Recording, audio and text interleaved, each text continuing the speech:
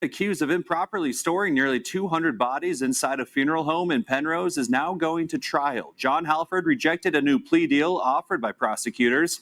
Instead, he changed his plea to not guilty. Our Allison Zimmer. Hold up. You mean to tell me that a Colorado funeral director, the same man accused of leaving almost 200 bodies to rot in his funeral home, decided he wanted to take back his guilty plea? Sir, this ain't a parking ticket. You can't just say, my bad, and undo that.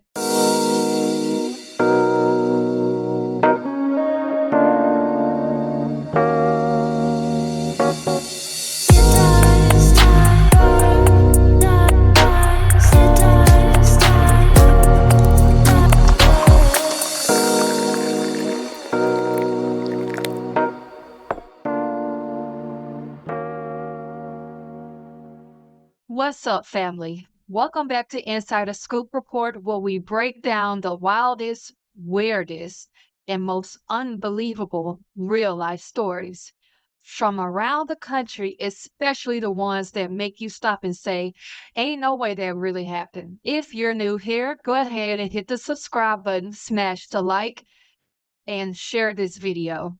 And also drop your city and state in the comments because this story right here is straight out of a horror movie. All right, so let's rewind a bit.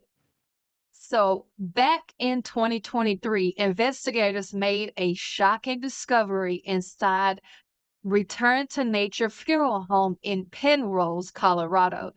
And they found the remains of almost 200 people decomposing, stacked up, and being stored in absolutely disgusting conditions. Families thought their loved ones had been cremated. They even got urines full of ashes, but those ashes might not have even been real. 115 deceased bodies stored in the Return to Nature Funeral Home at 31 Warner Drive in Penrose, Colorado.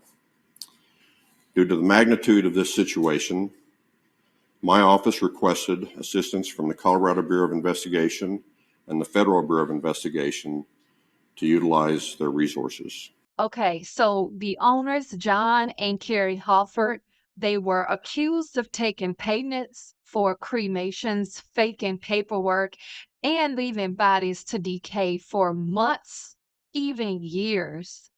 And when police entered that building, the smell was so bad they had to wear hazmat suits. Even seasoned investigators said they never seen anything like it. Real talk, how does something like that even happen for that long?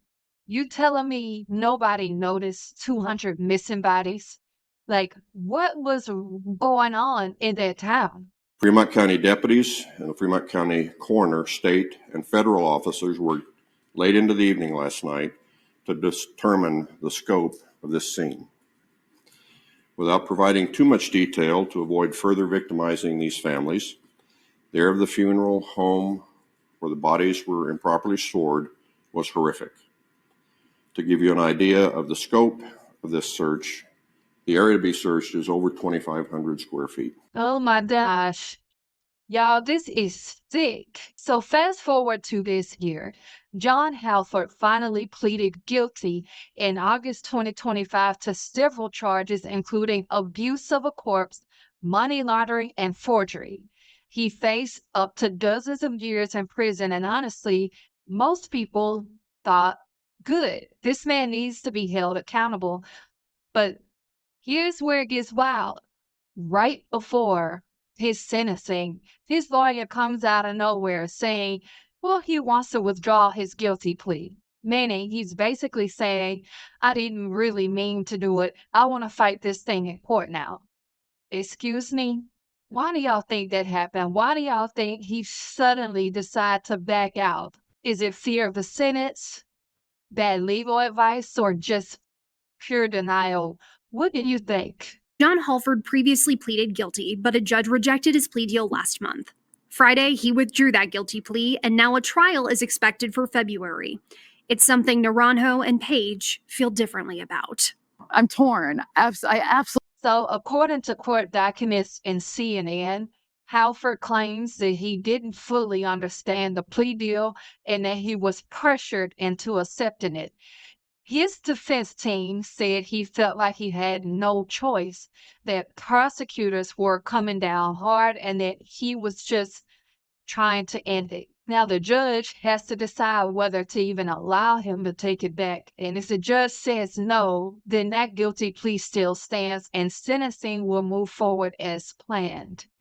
And I believe the judge did deny it from updated reports. But if the judge says yes, then this man could go right back to trial and drag this nightmare out even longer.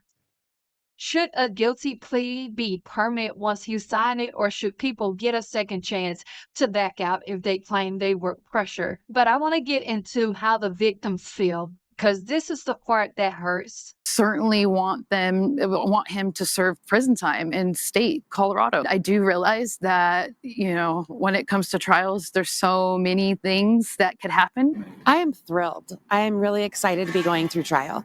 I believe that trial is the only opportunity that we're going to have to truly get answers in our case.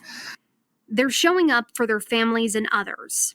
The families of the victims, people who thought their loved ones were laid to rest, were devastated when they found out the truth. And rightfully so. I mean, anyone would be devastated about this. And now the Halfords trying to take back his guilty plea. A lot of people feel like that he's playing games with their grief. And that's exactly what it appears, if you ask me. And I do not blame them for fighting for justice for their loved ones. I do not. Let's get back into the clip. Naranjo holds some of her grandmother's ashes in a necklace around her neck. After she passed away, I have a jar that I thought was her, and it's mixed with unknown remains in Quikrete. And I traveled around 23 states to take her with me and show her. I took her to Clearwater Beach in Florida. She's never been there, so I thought I was sharing this beautiful moment with her. This broke my heart. Just feeling the pain that these families are going through, just feeling her pain from that. I was very close to my grandmother also, and I can only imagine what that feels like to experience that. This is terrible. I have no words. Like, words cannot describe this pain that she's feeling right now. Like, my heart goes out to her and the other lady and all of the other victims. And I'm with them. They're doing what's right, fighting for their loved ones to get justice for this. This is crazy. Let's roll the clip again. To later find out that I didn't have her. It wasn't her that I carried around. So it was an honor to be able to put her in an urn, her proper remains, and be able to carry her with me every day. Yeah, I truly cried after watching this. This is sad. It is, dang, you're bringing me to tears again. And there was also one mother that told local media that they trusted him with their father's remains, and now they have to sit through this circus all over again. Imagine that. Imagine having to relive this pain because somebody wants a redo. Do y'all think this man even deserves a retrial, or is that disrespectful to the victims' families? To me, it's disrespect. Like, how much more pain do they have to go through? And now there is another layer, because the Halfords allegedly kept running their business even after their license was revoked. They collected thousands in payments from grieving families, then used that money for personal expenses like vacations, online shopping. Investigators say the couple was in deep financial trouble, and instead of shutting down, they just stopped handling bodies the right way. That's not neglect, that is criminal. So as of now, the judge hasn't decided whether Halford can officially withdraw his plea. If it's officially denied, he'll likely be sentenced soon, possibly to decades behind bars. If it's approved, we're looking at a full-blown trial that could drag on well into 2026.